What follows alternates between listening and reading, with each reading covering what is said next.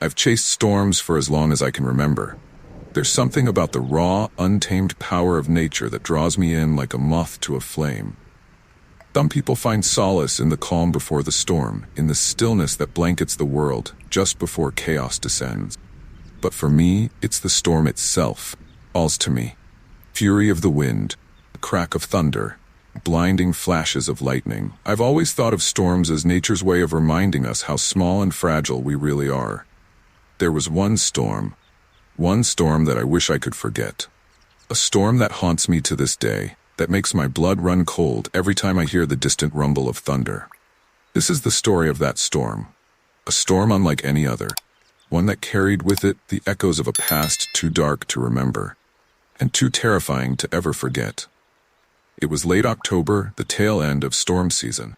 The weather reports had been warning of a massive system brewing off the coast, a monster storm that was expected to make landfall somewhere along the Gulf.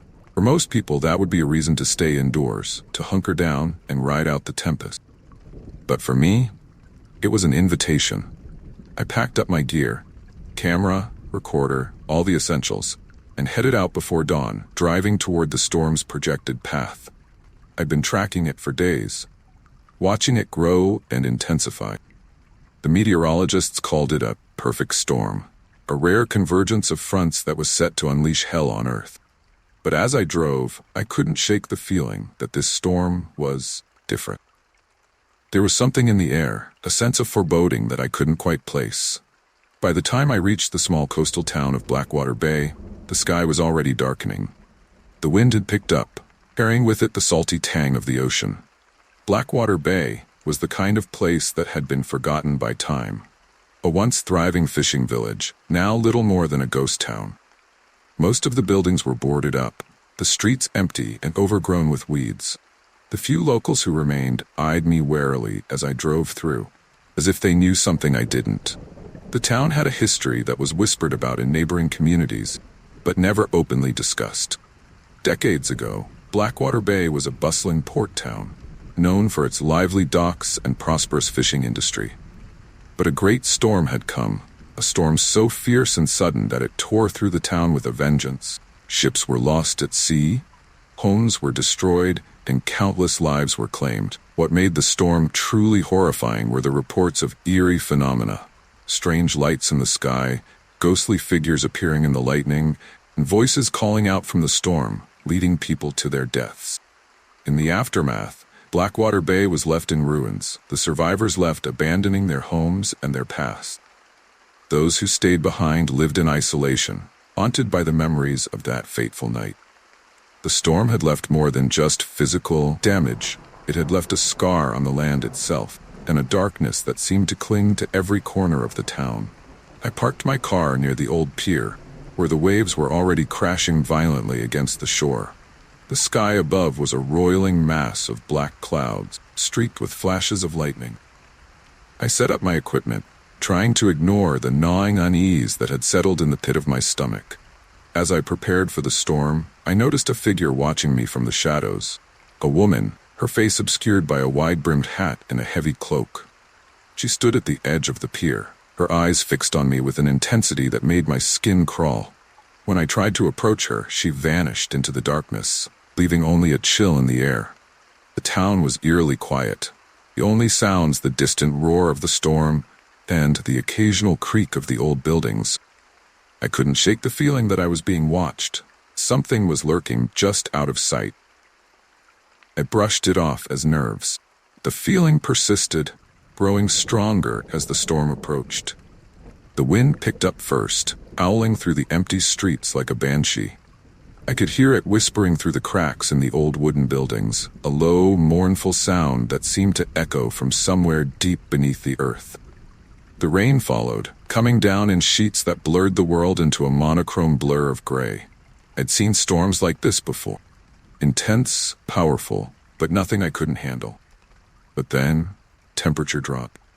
Not just a little, it plummeted, kind of bone-chilling cold that seeps into your very soul. My breath came out in misty puffs, and I could see frost forming on the metal railings of the pier.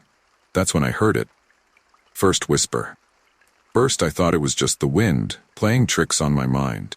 But as I stood there listening, I realized it was more than that. The whispers were distinct, coming from all around me, carried on the gusts of wind that whipped through the town. They were faint, just on the edge of hearing, but they were there. Voices, speaking in a language I didn't recognize, a language that seemed ancient, forgotten. I felt a shiver run down my spine, and for the first time, I considered turning back, packing up, and leaving this cursed place. But I was too deep in now, too far gone. I had to see this through. As the storm raged on, the whispers grew louder, more insistent. They seemed to be coming from the very air itself, as if the storm was alive, possessed by the spirits of the dead. I could almost make out words now, fragments of sentences that sent chills down my spine.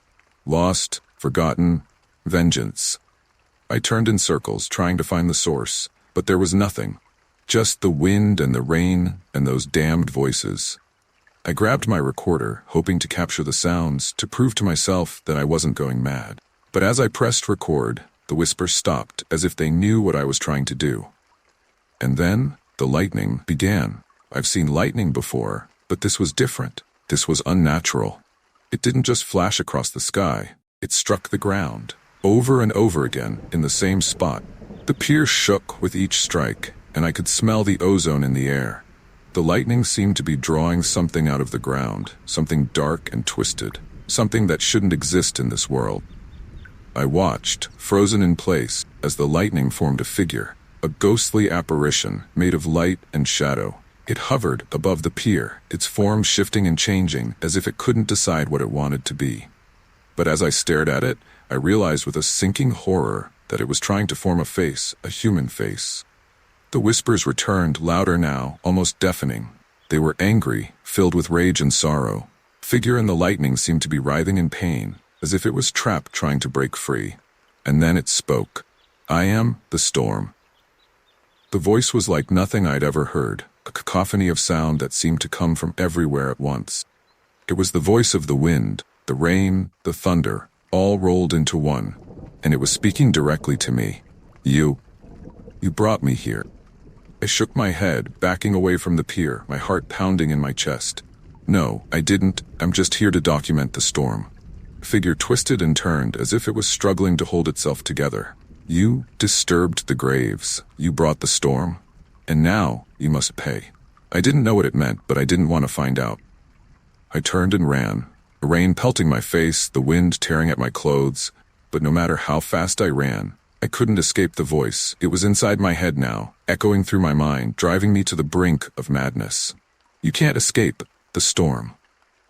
As I fled through the deserted streets, I stumbled upon a small, decrepit library, its windows boarded up and its sign hanging askew.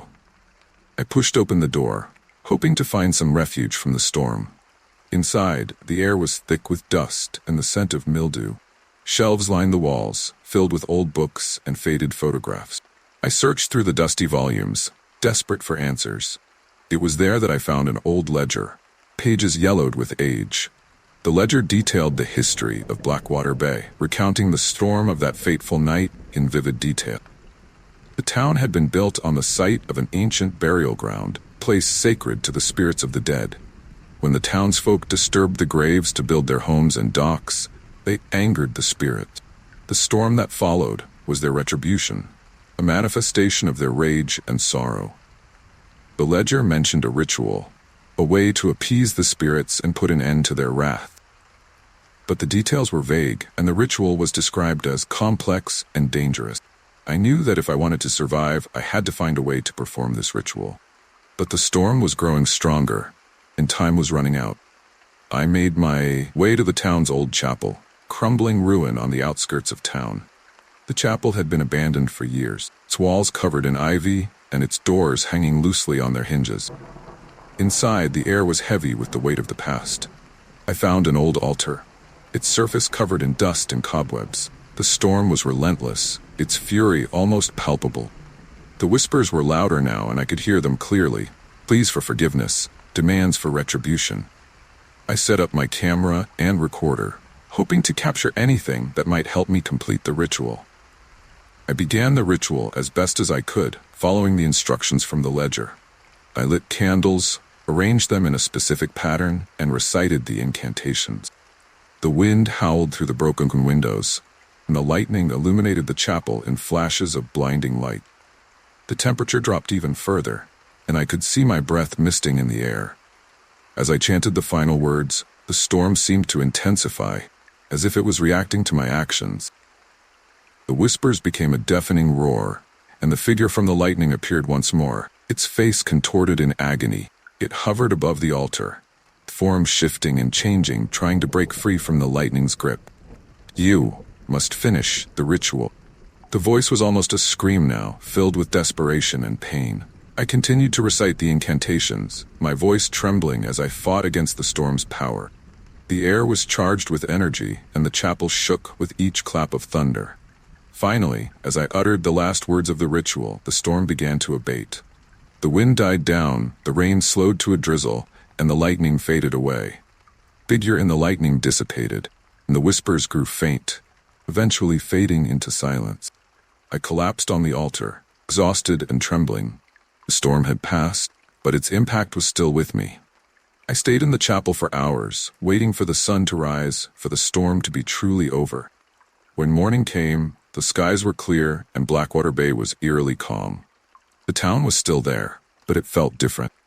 Emptier, as if the storm had taken something with it. I packed up my equipment and left, vowing never to return. I don't know if the ritual truly worked or if the storm's wrath was simply spent, but I know that I'll never chase another storm again. Some storms are more than just wind and rain. They are the manifestations of ancient, vengeful spirits, seeking to reclaim what was lost and punish those who dare to disturb their rest. As I drove away from Blackwater Bay, couldn't shake the feeling that the storm had left a mark on me, that its whispers would follow me wherever I went.